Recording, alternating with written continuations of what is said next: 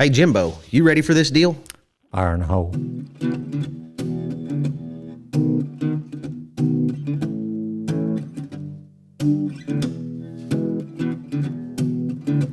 Old stories like long lost friends, rodeos and late night bends, history before our time, round pens and pasture rides, cowboys of the Osage.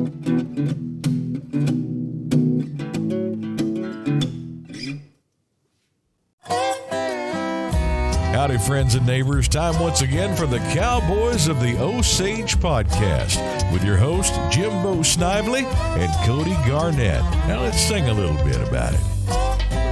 Cowboys of the Osage, riding once again. Always got some time for a friend. And here they are, the Cowboys of the Osage. Howdy, everybody. Welcome to another edition of the Cowboys of the Osage podcast, brought to you by the Ben Johnson Cowboy Museum and the Buck and Flamingo Turquoise Shop, both located in historic downtown Pawhuska, Oklahoma. It's also brought to us by Jimbo. He's got a couple songs on a CD. Oklahoma Mike, get you a copy of it. Jimbo, he's a big-time songwriter now, so we got to support Jimbo, what everything he's doing, too. Hey, Jimbo, good to see you. Who do we have this morning? Hey, Cody, boy, it's another great day in the Osage, man. And Cody, we got Mr. Jay Linderman with us, and you know there isn't a more iconic name in rodeo than Linderman. I mean, you can talk about the Greenos or the Wright brothers or the Coopers or the Shoulder, but there's nothing anymore rodeo than the Lindermans. And he's a nephew to the great Bill and Bud Linderman. His dad, Walt Linderman, was 9 times NFR bulldogger, one of the best ever.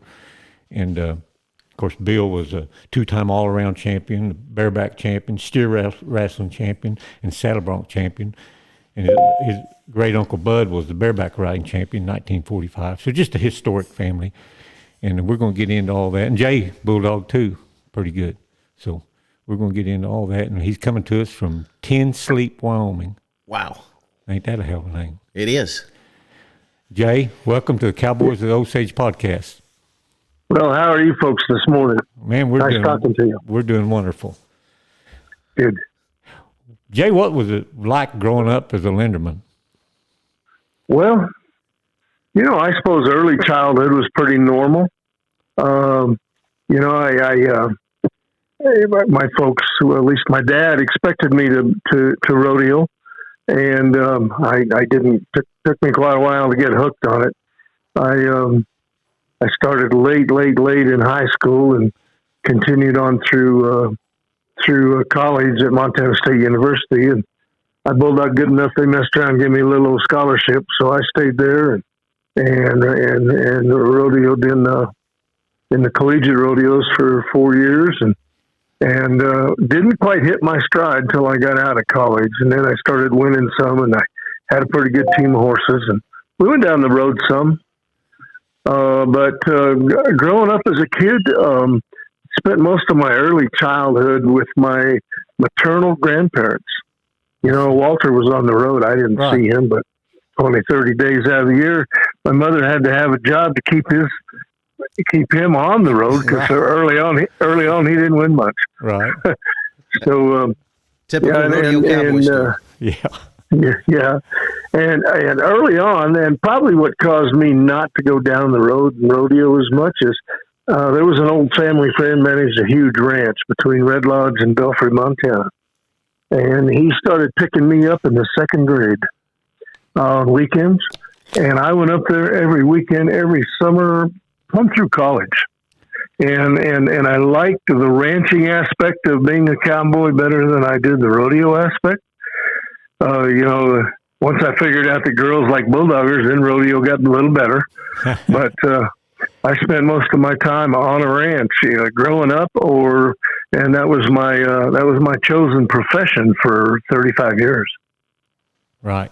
Did you do any rough stock like your uncles? This is a funny story. I must have been about 12, 13 years old. My dad decided to put me in the junior bareback riding at Cheyenne, Wyoming, and I had never had my hand in a bareback rigging. Now, the fix was in because Bill Linderman was one of the judges, and Jim Tesher was the other judge, and all I had to do was stay on, well, I had a case of round ass, and we fell off at about 2 seconds, and Walter, he was pretty disappointed I didn't win the buckle, and hell, it went so fast I didn't know what went on. You didn't even know you rode one, did you? That's right. Hey, Jimbo, we have one of those buckles from the junior bareback riding of Cheyenne right here in the museum, believe it or not. Really? Was that the one Justin won? Or? Yeah, one Justin. Oh, Alan Keller signed his permission slip to do it, Justin Patterson. And he won. He got spanked in front of all his friends by his mom. Well, I bet there's still a crater in the arena floor at Cheyenne where my butt hit. They said that was pretty wild, that junior bareback riding they had there at Cheyenne. You know, they were POAs. They weren't ponies. They were pretty good size, and I got a picture, and it ain't nothing to be proud of. That's for damn sure. I got to imagine them. Half of them ran off, and they were running off fast in that big arena, I would think. Yeah. Well, and heck, I'd never been on a bareback horse. Never been on anything that bucked at that point in my life. But when I was about that age, they didn't have the junior bareback riding there at Cheyenne anymore. But we all roped the dummy underneath the announcer stand. Oh, sure. I spent most of my time over there at the carnival, hanging out with the carnies. A good training one. Yeah. Did you and your dad's career overlap at all? I mean, did you get to haze for him or anything? Well, I did, and I wish it would have overlapped more. I always said if I'd have been a little bit older and could have went with him hazing, he might have won, one or more world championships because we were similar in build and we wanted our steers the same way. And Dad had a tendency to have guys that were 6'5" hazing for him. Of course, they hazed steers like they wanted them, not how Walter wanted them. I got albums of pictures with Benny Reynolds and Harley May and Jack Roddy hazing for my dad, and he's jumping halfway across the arena. Right. And I always wished I'd have been a little bit older, to go with him. That, it was, it must have been about 76. Dad got hurt pretty bad and had to quit bulldogging. But there was 2 or 3 years there where I hazed for him whenever we were together. Right. We went to a few rodeos together, but at the time in Montana, there was an association called the Northern Rodeo Association, and it was bigger and paid more money than the fledgling Montana Summer Circuit. And so that's where I spent my time, and all of my friends were in there. And of course, I had a girlfriend who breakaway roped, and Northern Rodeo Association had breakaway rope, and so that's where we went. So Dad and my rodeos never crossed over much, but once in a while we'd enter a PRCA rodeo, and I'd get to haze for him. Sound like you followed that girl more than you did your dad. Yeah. You got to have your priorities, Right. But I remember one time at a place called Racetrack, Montana. Benny Reynolds and my dad had a match bareback riding and bulldogging. And of course, they didn't spend a lot of time organizing it, so I ended up being the pickup man and the hazer for both of them. But that's a pretty neat match. A Linderman. Benny Reynolds. Go ahead. I don't even remember who won. I just stayed on the hazing horse. He was also the pickup horse that day. Now, tell us about Benny a little bit. He was from up in that country too, wasn't he? Benny lived in the southwestern part of the state. Yeah. Grew up in a little town called Melrose. Had a ranch in Twin Bridges, Montana. Him and my dad traveled together quite a bit early. They owned a team of bulldogging horses together.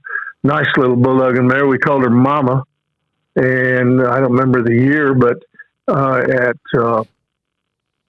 Marysville, California, steer run over to the fence.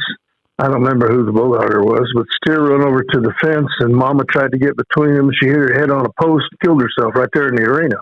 Wow. Well, and at the time, Dad was using Scotty, his future famous bulldogging horse, as a hazing horse. Well, they didn't have a bulldogging horse in, so they got the pickup man to be the hazer, and they put Scotty on the bulldogging side, and Walter won the bulldogging at the first rodeo that they used Scotty as a bulldogging horse. And, from there on, it was history. Wow, Scotty, that horse is in the Hall of Fame, right? Scotty made the PRCA Hall of Fame, Colorado Springs, in 2016. At that time, he was the third steer wrestling horse inducted. And part of that's my fault. I didn't know the procedure. Scotty should have been nominated years and years before. But the other two horses, one was Baby Doll, of course, and the other one was Peanuts, who belonged to C.R. Jones. Right. Both awesome bulldogging horses. Right. And now they've added another one. Roy Duval's horse Whiskey got in here a couple of years ago. Well, Scotty, your dad rode Scotty and did real well on him, but also he had three world world's championships won on by other bulldoggers, right? Yeah, that's true. There was John W. win one. John W. John W. win one, Harley May win two, and Jack Roddy win one. So there was actually four. And even a more impressive fact is that there were 6 NFR averages won on Scotty, 5 consecutive. Wow. And and at the time, gosh, if Sean Davis would have been managing the National Farmers Rodeo back then, he'd have had a fit, because there were 3 years Dad had 7 of the 15 bulldoggers. So that really slowed down the bulldogging, because they'd have to, catch Scotty, bring him back, give him a chance to blow a little bit, change the stirrups, get back on. Yeah. But over the course of the 10 years that Scotty went to the NFR, he made 500 runs at the NFR. Wow. He averaged five steer wrestlers a year over those 10 years. And, they won the NFR average. 1 year, Frank Shepperson, they actually went second, and that was the same year that Walter won the NFR average. But yeah, Scotty was phenomenal, and the more runs he had on him, the stronger he'd get. And he was a big horse. Scotty was 15'3", weighed 1,200 pounds. That's big for a bulldogging horse. Right. Sounds like Scotty put a lot of meat and potatoes on the table. Well, he was the grocery maker back then, you bet. Yeah, Scotty got better care than me and my sister sometimes, I said. Yeah. Well, we had a few of them growing up too, Jimbo. Yeah, I know what you mean. Yeah. Talk about Jack Roddy a minute. He was from California, wasn't he? Yep, Jack was from California, good friend of the family. I guess he lives in Texas now. Yeah. Him and my mother used to talk a lot. He used to call. I don't know how Jack's health is, but haven't heard from him for a while. But yeah, he was a good family friend. I always heard he could really bulldog too. He could bulldog. Yeah, of course. 6'3", 6'4", 6'5". He could stretch out there, had a lot of leverage. Right. And, he could bulldog. Yeah. California really produced a lot of bulldoggers, believe it or not, through the years, it seems like. Yeah. Bob Marshall comes to mind to me. All the way to the current, Luke Branquino. He was a dominant force the last several years. Oh, my goodness. Yeah. And now there's, what's the new kid's name that's winning all this world's championships in California? Yeah. Tyler Waggus back. Yeah. Yeah, and then John W. Jones Jr. came from there. Oh yeah. Another 3-4 time world champion. Tough bulldoggers down there. Wow. And that's where we lived in San Diego for a while. My dad was rodeoing part time and had a job managing a rental housing track in San Diego. And that's how Dad got tangled up with he called them California prune pickers. But that's how he got tangled up with all them guys, and where he eventually bought Scotty. Scotty was an outlaw. Lots of pretty famous people owned him. Harley May won him in a raffle at Cal Poly.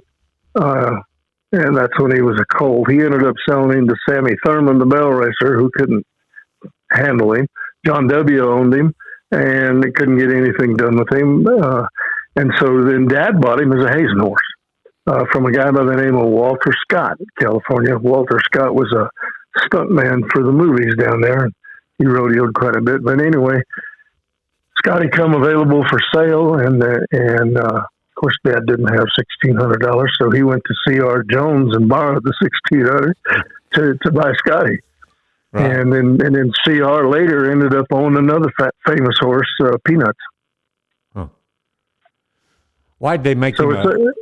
Was it because he's so big? Is the reason they started him out as a Hazenhorn? Didn't think of him as a dogging horse, or why? Well, didn't need him. You know, the little mare, right. the little mare mama that Benny and Dad owned together, a fantastic horse, just fantastic. Right. And you know, when she died, they were in trouble. So it's just by chance that they moved Scotty over to the other side. Didn't seem to bother him much, but.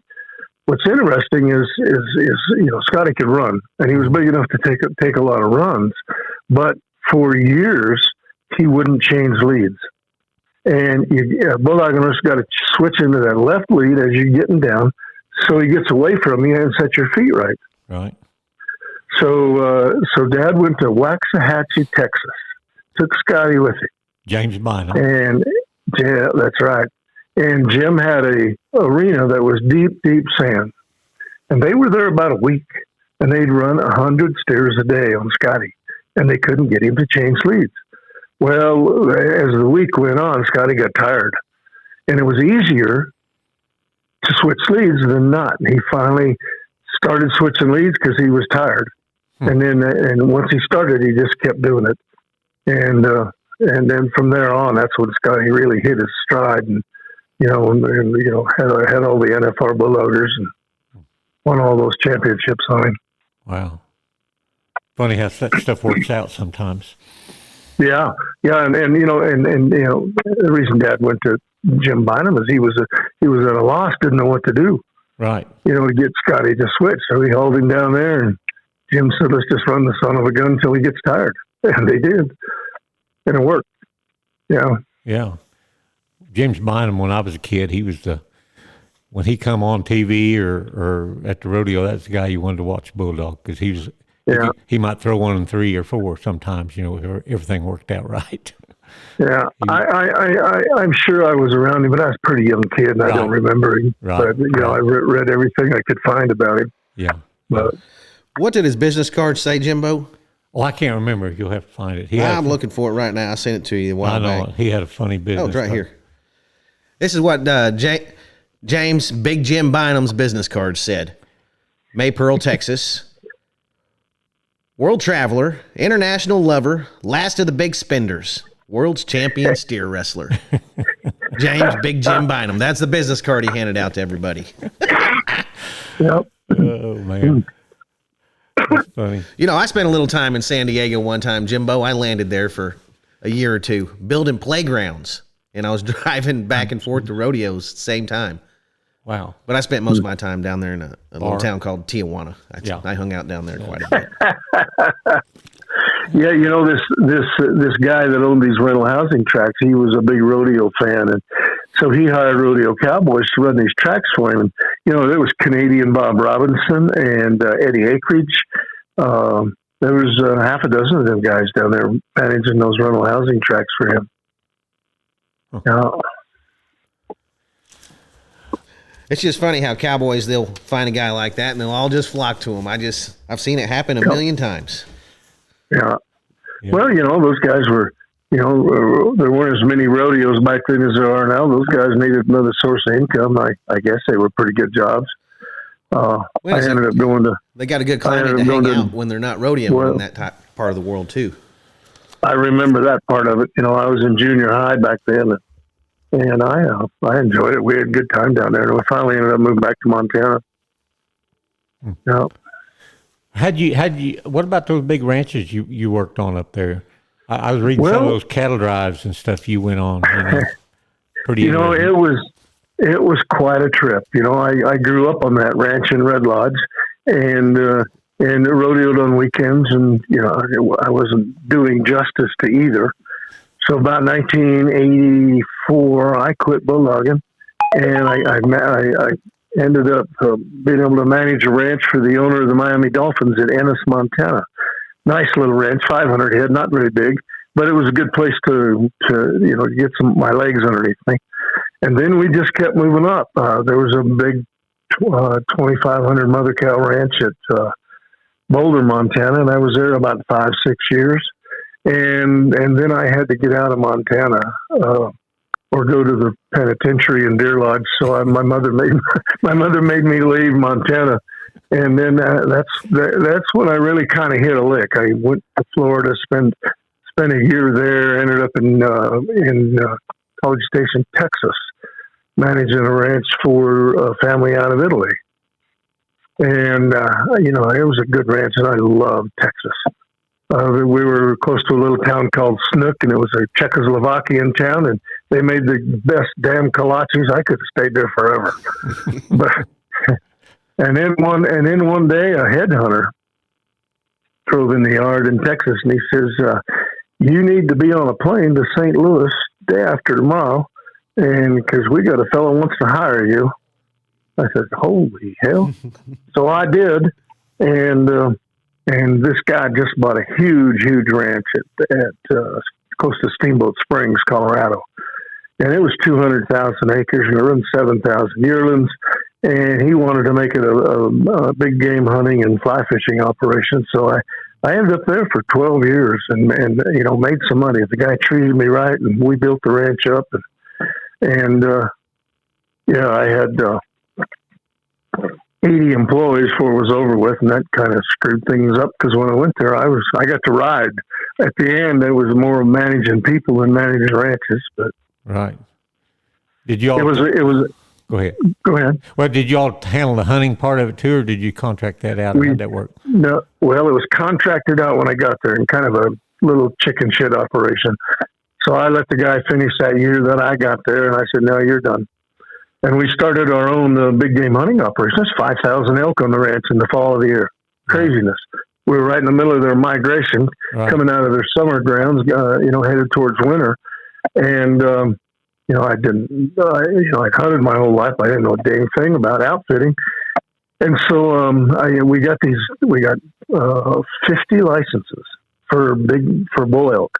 I don't know what the hell I was going to do with them. We missed all the big shows, couldn't get to them, and because they were all over by the time we decided to do this. So I called Cabela's, and I got a hold of one of the owners. There was a couple brothers there at the time, and they bought 40 of them tags right there. Said, "We'll take them."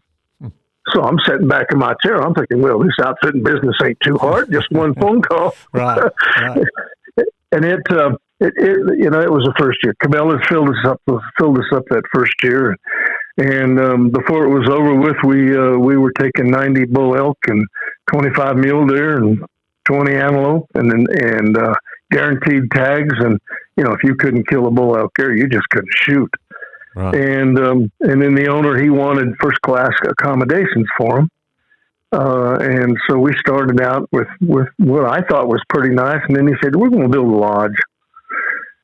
And I said, "Okay." So we traded around, got some land we were right on the Wyoming-Colorado border. We didn't want to build it in Colorado because the taxes were so damn high. And the land we wanted to build it on was in Wyoming. So we made a huge land trade with the state of Wyoming, and we give them some of our deeded land out on the desert between Baggs and Rawlins, Wyoming, that they wanted real bad for wildlife, and we got our site to put the lodge on. We ended up building a 35,000 square foot lodge. I wrote checks for $35 million. Now that's $1,000 a square foot, so you know how high end that thing was. Wow. Is there enough room? And there was only 15 bedrooms. Wow. So these guys got their bull elk, and they got treated well while they were there. It wasn't free. It's pretty expensive to hunt with us, but we didn't have any trouble filling it up. And then we had 16 miles of the Little Snake River run right through the ranch and no access. In Colorado, if you own both sides of the river, you own the whole thing. Right. And so David Pratt was the guy's name from St. Louis, and he decided we're going to fix this river. And I thought, okay, whatever you want to do. So we rebuilt the entire 16 miles of river. I mean, when we got done, it was Disneyland fishing. Wow. We put the river back to what it might have looked like 100 years previous before, people overgrazed the banks and eroded. Mm-hmm. And so we got that river back the way it was supposed to. We lowered the temperature of the water. because we narrowed the river and deepened the water, and the fishing was absolutely fantastic. Absolutely. And so, fly fishing ended up being our biggest enterprise, and then elk hunting was second, and the poor old cows, the yearling operation, that was third, and we still run 8,000 yearlings every year and had about 1,200 mother cows. So it was a pretty big deal. I enjoyed it there. It was a good time. I imagine. It sounded like paradise to me. It was. And then my wife made me leave. She come up to me one day. She said, "Jay, you've lived your dream 30 years, and it's my turn." Yeah. I said, "Okay." So off we went to Cody, Wyoming. We bought an Italian restaurant. You talk about culture shock. I imagine. But she was a trained Italian Mediterranean chef. We worked in restaurants off and on her whole life, and never owned the restaurant. She decided it was time, so that's where we lived. And we had a really good business. It was an Italian steakhouse. I wanted to put a little cowboy touch on it because it was in Cody, Wyoming. So if you look at the country of Italy, it looks like a boot. So I put a spur on it, and that was our logo. I like it. But is it still there? Yeah, we had a good time there. We owned it 9 years, made a good living, sold it right. Yeah. Been retired ever since.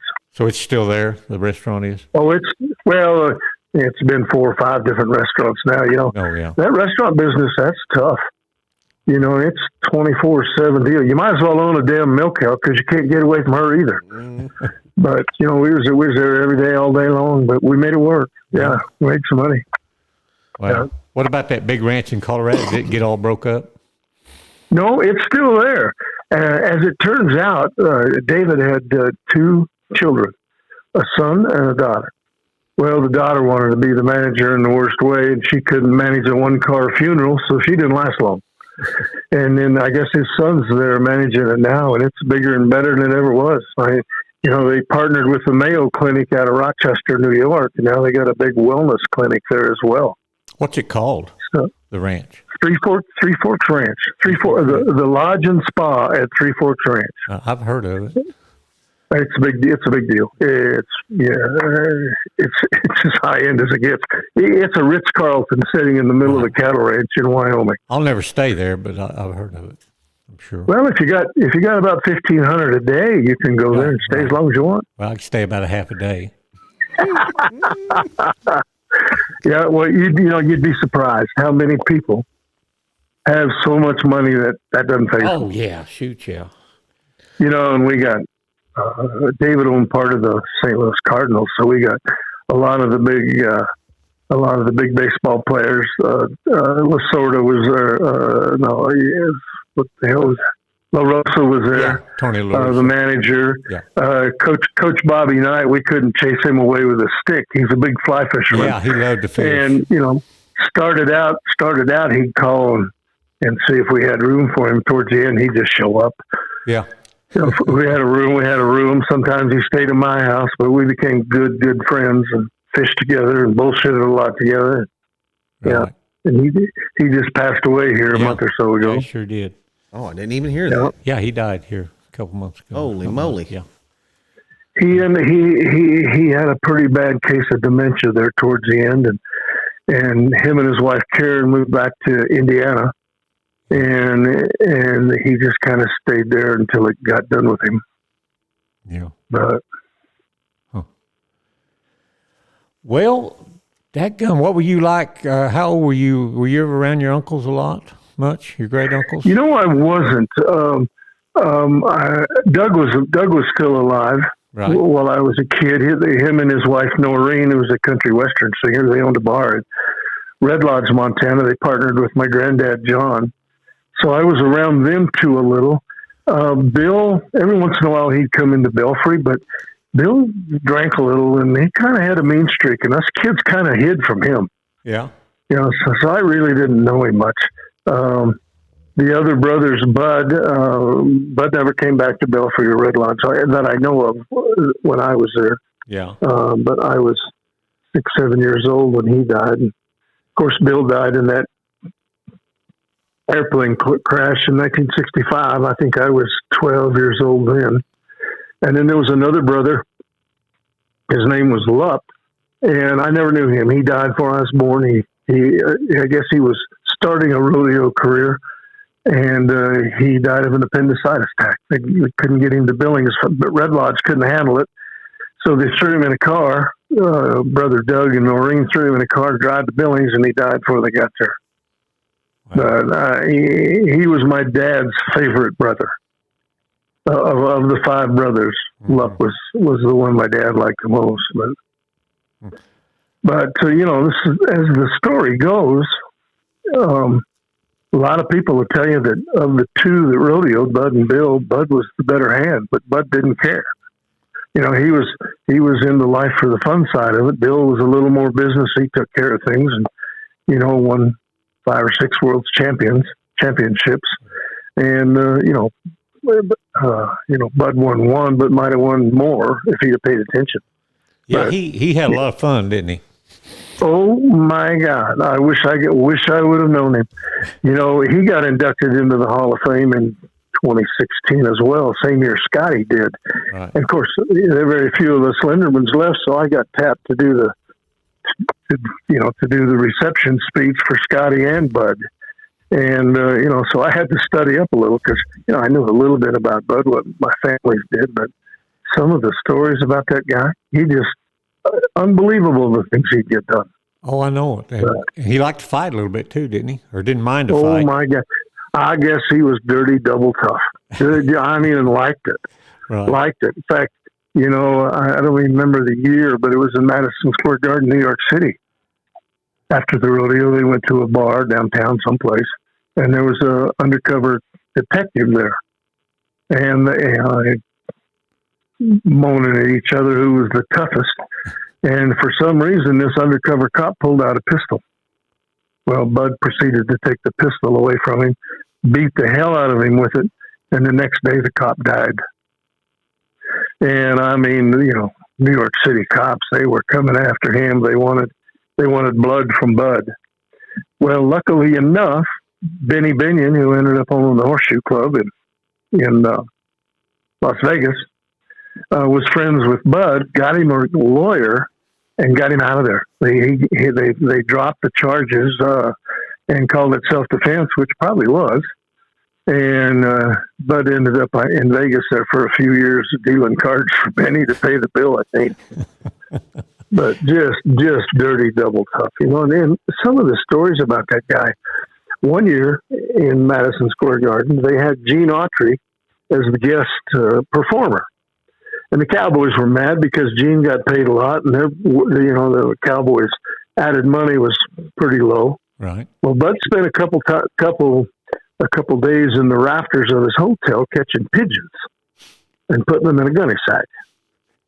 And one night, while Gene was down in the middle of the arena doing his roping and riding act, Bud was up there in the rafters above him. And at one point in the act, Gene got up standing in his saddle. And Bud turned them pigeons loose.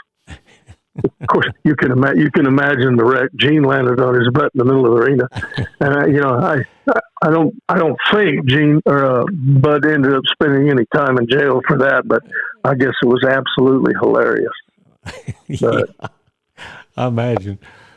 Yeah, no, he's the stories about him. There's just no end. There was a cowboy. His name was Pete Crump, dirty double tough bull rider. Yeah, never won a world championship, but should have. And he liked to fight.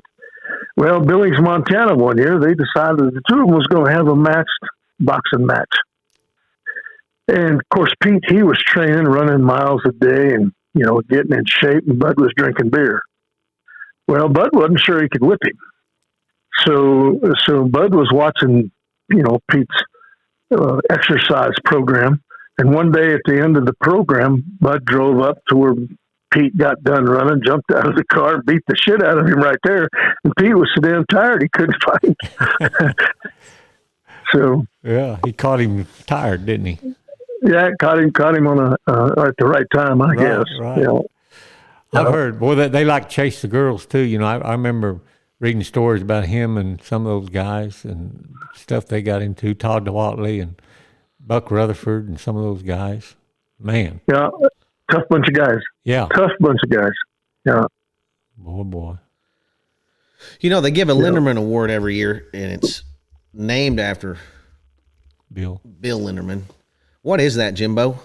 Well, you have to, I think, 3 or more events, and one of them has to be rough stock. You have to win $1,000 in 3 or more events, and one of them has to be rough stock.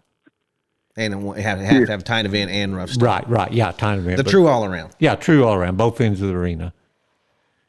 And I think it was probably they started after he died. I'm thinking, wasn't it, Jay? It was. Yeah, I don't remember who started the PRCA, but who was the lead guy that put that together? I'm not sure.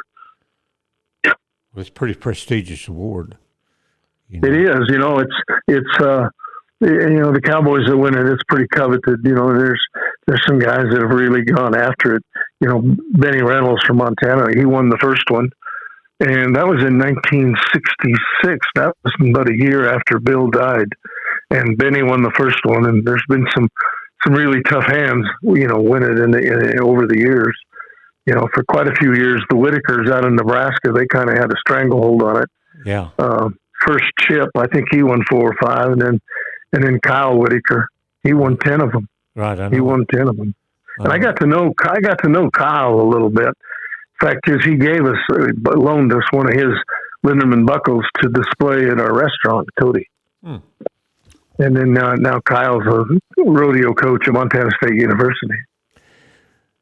You don't see guys like that much anymore, Jay. You know, both ends of the arena, or even multiple events like you used to. Why is that? Yeah. Everybody's I think now. I think it's because the events themselves have gotten tougher, and it's gotten harder to enter a rodeo and get in the timed events and ride events, get up at the right time so you can get on to another rodeo. You know, early on, you know, there weren't that many rodeos, and those guys could enter 2 or 3 or 4 or 5 events. But you don't see that anymore. You know, Josh Frost kind of does it now. You know, his focus is bull riding, of course. Sure. But, you know, he'll sneak off to some of them smaller California rodeos and rope calves and bulldog just to get enough money to win that award, and been very successful at it. I think this was his 4th or 5th or 6th one he won this year. Right. Yeah. Do you watch much rodeo now, Jay? Oh, God. Thank God for the Cowboy Channel. Yeah. Yeah. We tend to watch that as much as we can. You know, especially when these big Texas rodeos are on, and you know, you get in the fall into the Big 4. We kind of tend to migrate towards the TV, and of course the National Finals rodeo. You know, we used to go every other year, or damn near every year, to Vegas to the NFR. But you know what? The seats are better in my recliner than any seat in that arena. Oh yeah, you don't have to fight the crowd or nothing. Shoot, yeah. Yeah, and that cooler of beer is right there within arm's reach. Right. For sure. Yeah. There's sure been a lot of changes in rodeo. I mean, the money's good, that's for sure. But what do you think about the no average deal? You know, about where they don't have average hardly at most of these big rodeos anymore. Yeah, they don't. You know, and I think that probably keeps some of the better hands from winning more of the money. Yeah. You know, it's funny. Steve Kenyon, who used to work for the rodeo or the Cowboy Channel, he was announcing the Miles City Bucking Horse Sale, and I was there doing some promo work, fundraising for the Montana Pro Rodeo Hall and Wall of Fame, and he wanted to do an interview. So here he comes, and he we're going through this interview, and he says, "Now, Jay, you're a Linderman. How come you didn't go down the road?" And I said, "Well, I'll tell you what, Steve. I could bulldog pretty damn good back then, and I could beat anybody on a given day." I said, "There just weren't enough given days. You know, I had to go to work." Right. And I enjoyed rodeo. I had a good time at it. Do-overs, I'd do it again. But, looking back at my career in the managing large cattle ranches for absentee owners, it was a good living. It was a good living. I bet it was. Yeah. What about that plane crash that killed Bill? How'd that go down? I've heard some stories on it. He was headed somewhere in the Northwest to give a speech to a rodeo committee or something. At the time, I think he was the secretary treasurer of the PRCA.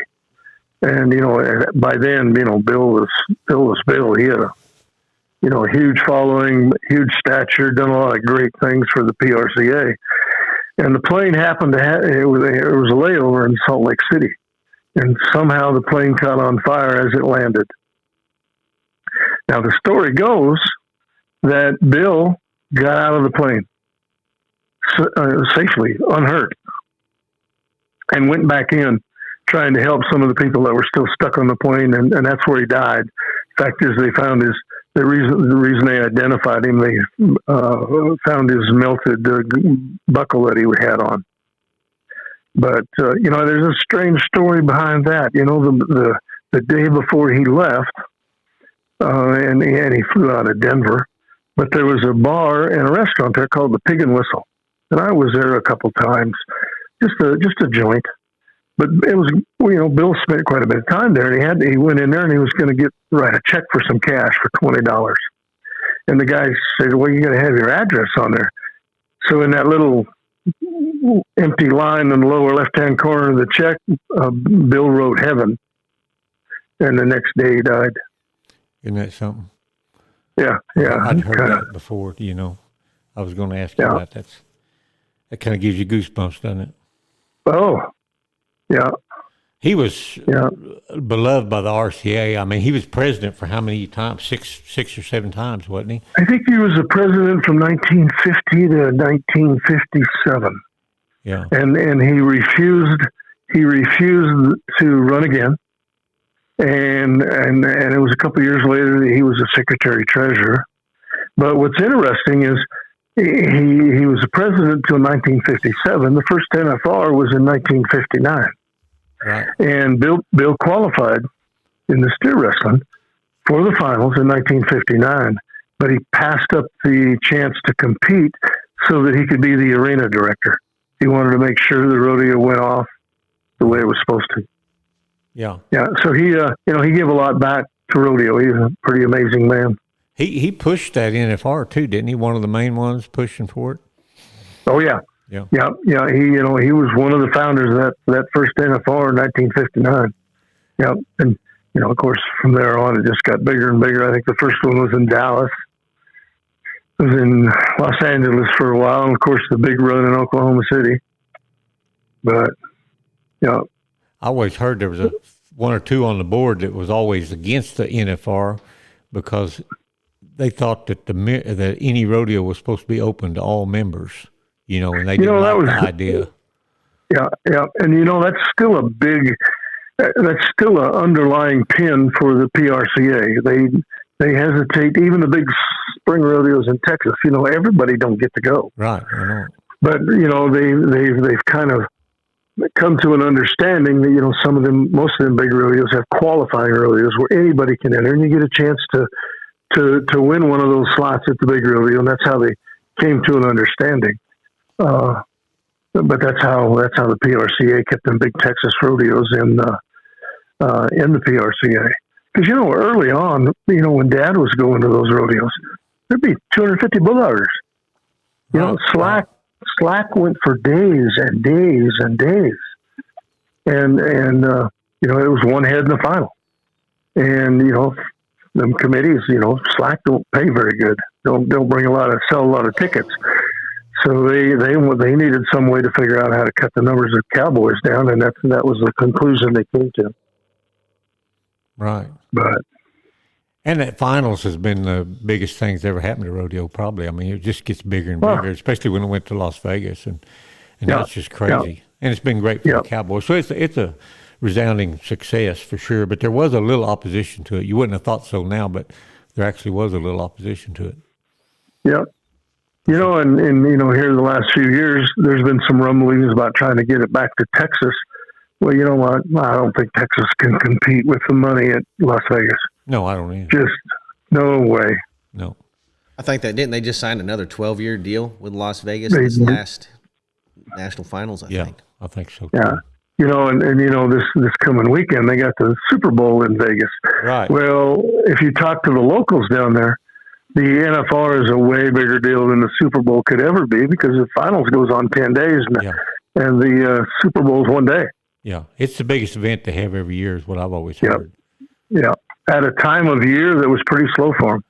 I've been out there lots of times during the finals and never went to the finals, but there's cowboys and dually pickups and cowboy hats everywhere. And a lot of them don't even go to the finals. I used to think people went to Vegas for the rodeo, went to the rodeo, but more than half of them don't ever go to the rodeo, They're just out there. One year, my wife and I went down there just to go to the trade show. Yeah, you just go to the trade show and you can watch it. Yeah, we ended up sneaking into one performance, but fell into some tickets. But we didn't go down there to go to the rodeo. Right, I know it's crazy. But I think that Bill's death, there's been several tragedies in rodeo, but maybe Clyde Burke got killed, roping or bulldogging in Denver, and he was a world champ. Fritz Truan got killed at Iwo Jima, Cody.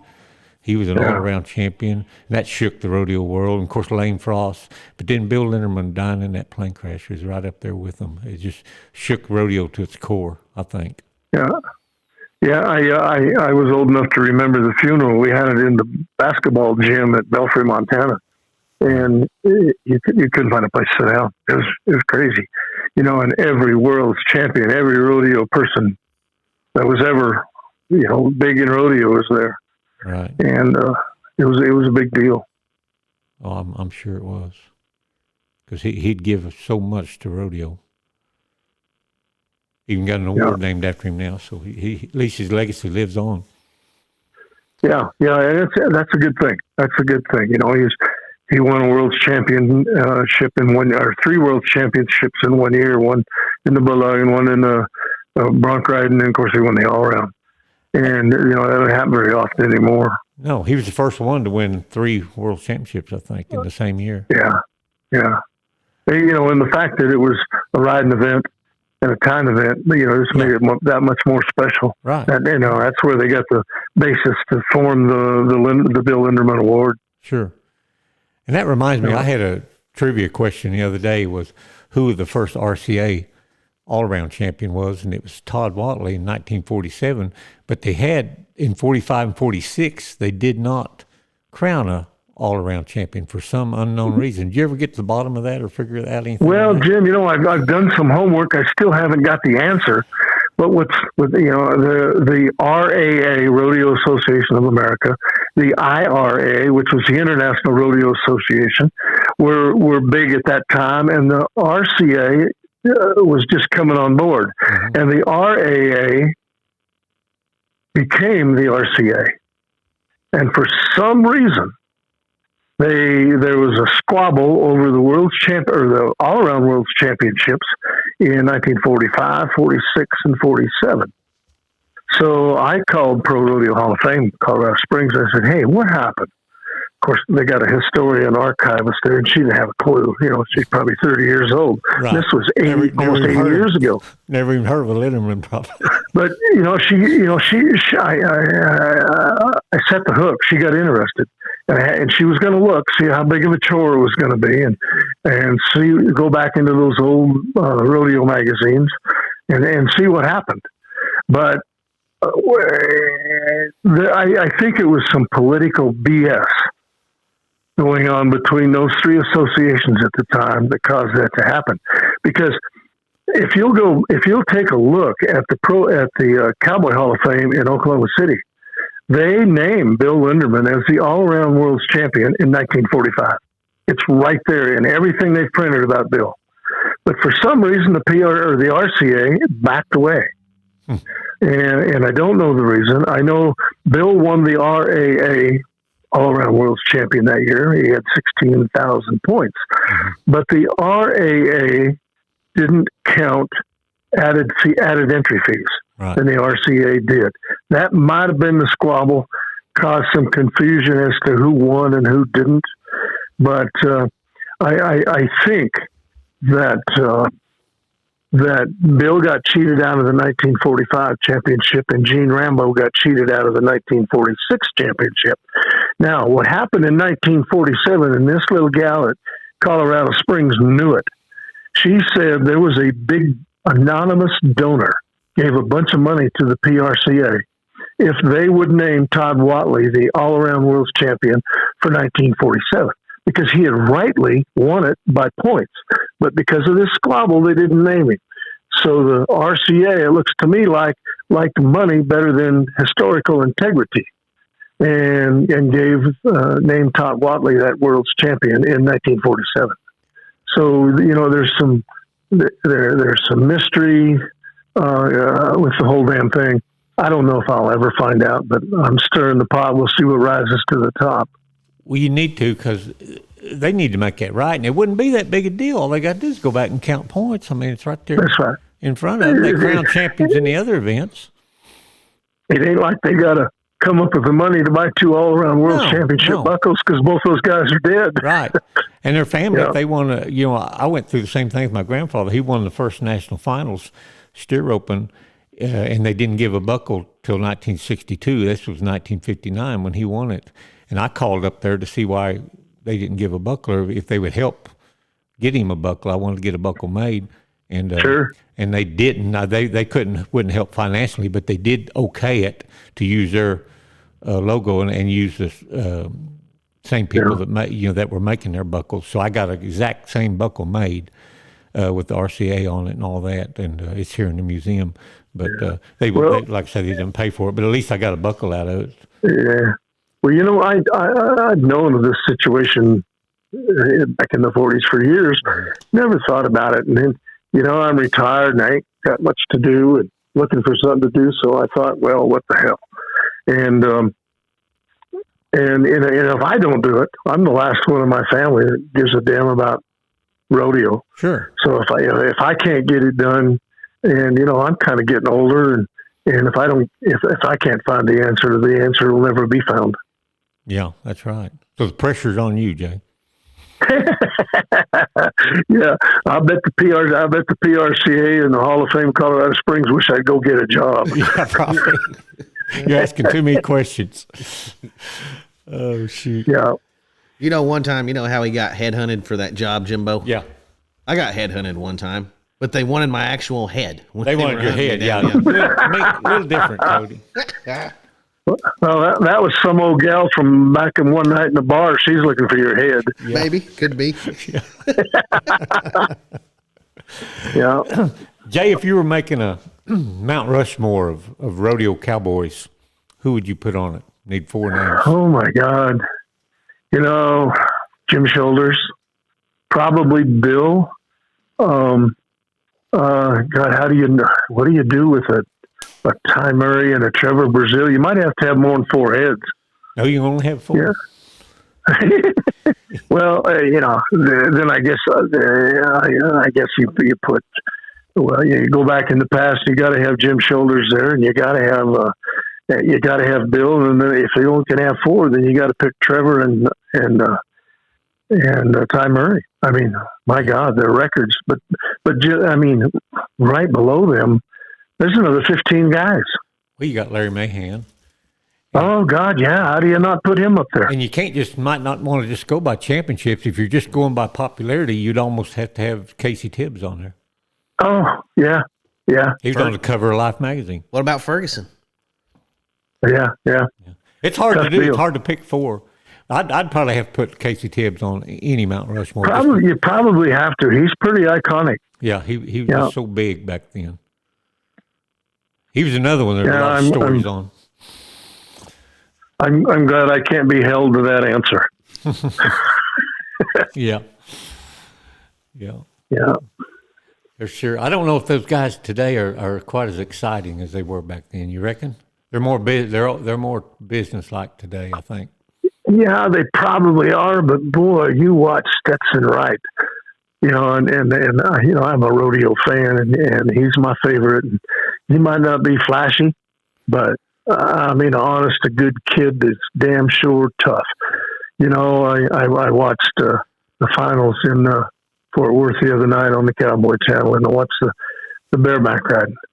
And Rocker, I've got mixed feelings about him. Damn sure can ride a bareback horse. Sure. I'm not sure he's the best one out there. That night they scored him high, But there's a little kid from Montana. His name's Sam Peterson. And he made the most picture perfect bareback riding on his horse, on an awesome horse. Didn't score. I mean, he didn't even place. And it's my belief. It's a personal belief. And I don't care who the hell likes it or not. But they're giving Rocker 2 or 3 points. Yeah. Just because of the flash. I called Sam up the other day. I said, if you'd wear your hair longer and act like an asshole, you'd get more points. When that hat comes off immediately, and then that hair gets flopping, and those chaps get to flopping, he is pretty flashy. Oh my goodness! He's going 5 different directions at once. Right. Damn sure lay back and spur one. Yeah. But the only time we've ever been around him is his dad and granddad just happened to get inducted in the Cowboy Hall of Fame the same weekend as Jimbo's granddad. And I was there with them, and we got to meet him a few times, and he sure did seem like a nice kid. He didn't seem like and I've heard that. My dad was kind of finishing up rodeo about the time his granddad was going, and Dad said Tommy Steiner was a nice guy. Sealed the bulldogger, he was a little wild and frilly, but he could damn sure bulldog. Yeah, world champ. Yeah. Yep. Well, is that all you got for him today, Jimbo? Well, man, like I say, just an iconic family. And are you the last Linderman man? You said there wasn't very many left. Well, Bill Linderman had a daughter. Okay. Her name was Charlotte. I think she married a guy by the name of Jay Parsons. They live in California someplace. Mm-hmm. And they had 2 sons. I've never met them. Mm-hmm. But I heard that they were bull riders. Didn't last very long, didn't win a lot. So they're still around somewhere. They'd be 40-ish by now, I suppose. Right. They're so they're still out there. Pardon? I said their last name would be Parsons, though. Yeah. Last name would be Parsons, but they'd be Bill Linderman's grandsons. Yeah, right. And, the rest of Bill's kids, there was a stepdaughter, Mike. I lost complete track of her. I don't know where she's at. Bill had a son. He died before he turned 30. There just ain't many of us left anymore. And I didn't grow up around there, guys. Walter rodeoed pretty hard there for years and years. And of course, that's around him a lot. We put on some steer wrestling schools, and I'm not sure I learned how to bulldog or if it just was kind of osmosis and it just absorbed into me. But I think it was Walter's excuse to try to kill me, putting on them bulldog schools. But I wasn't the right size. I barely stand 5'9", and the guys that was winning most of the money was 6'2" to 6'5", and I enjoyed it. They let me win a couple buckles and a couple saddles, and I got some college scholarship money out of it. But it's funny. For a long time, my goal in the steer wrestling was to catch a steer long enough to get a picture. So that happened, and I had to raise my goals to, let's see if I can win a buckle. Yeah. And so I bulldogged for 13, 14 years. And Dad and I would put on them bulldogging schools twice a year. We must have put them on for 10 years or so. And he kind of pioneered those steer wrestling schools back then. And we had a lot of kids and a lot of success. We had quite a few NFR qualifiers come to our schools. But once that got over, I quit bulldogging in 1984. And, like I said, I went to work for a living. Yeah. But what was it like always a rodeo fan, always will be. Yeah. What's it like to bulldog at Cheyenne? It's craziness. Absolute craziness. Back then the score was 30 foot. Now they shortened it up to 20. That helped a little, but it's still a wild event. Oh my God. And Dad would take Scotty there, and I, if I'd have been managing Scotty, there wouldn't have been near as many people riding him. But Walter said, I'll mount every cat in the alley, well, as long as he could make that mount money. Yeah. And too many at a rodeo like that. And Pendleton was the same way. You get that long score, you come up over that hill and down the hill to catch the steer. at Pendleton, either my dad or Scotty come away crippled every year. And, some of that could have been solved by not putting so many people on Scotty's back. I wouldn't have done it. Mm-hmm.